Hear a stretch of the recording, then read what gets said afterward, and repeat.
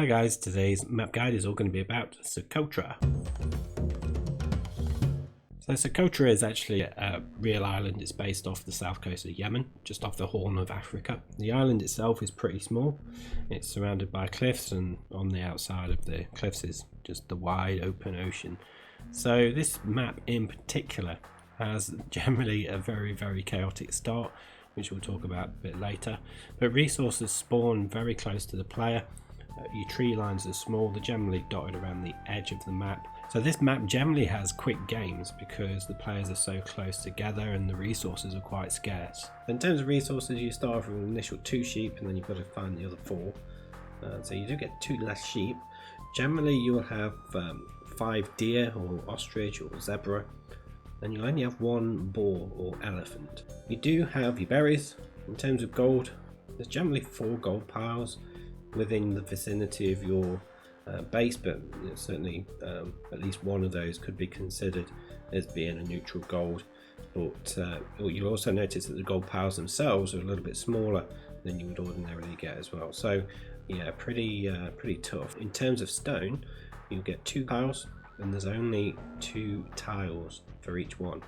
So again, very scarce on stone. So you will find with this map that there's probably not going to be that many castles being built because of the lack of resources.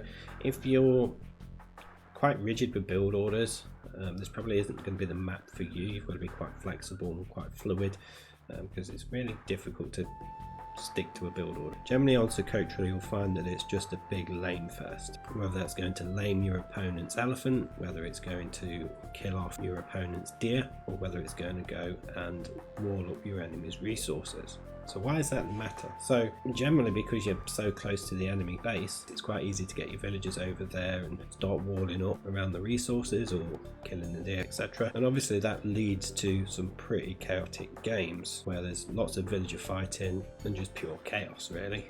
You might find strategies such as a drush could be useful on this map as well, just to further distract and delay the enemy. However, I think your focus is generally just going to be trying to stop being lamed or to gain the upper hand and lame your enemy. So you may find that the strategy will just transition into a man-at-arms build or an archer build. And I think as well, doing a tower rush could be quite a beneficial tactic on this map with being so close to each other. It doesn't take long to get across the map to start towering the enemy resources. So certainly if you've not been able to close off the enemy resources with walls, towers could be a good way of doing it.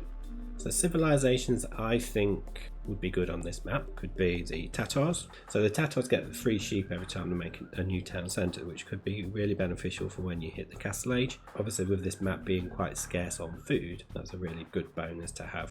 Mayans. So I think the Mayans would be pretty good on this map purely because their resources last longer. So certainly when the resources are quite low and scarce as they are here, any bonus that can prolong those resources and get you extra resources are certainly going to be beneficial. And then we have the Mongols. So certainly with the Mongols they have their faster food gathering rate, which could be really beneficial for if your deer are lamed. You can just quickly gather the food from there before it's all lost. Also with the elephant as well, you'll be able to gather the food faster from there, and it could lead to a really quick scout rush. So the Mongols are able to 16 population scout rush, which I'm not sure whether you'll be able to do it on this map in particular, but certainly an 18 pop scout rush would probably be feasible on this one. So you'll be able to get those scouts out early and really cause some chaos.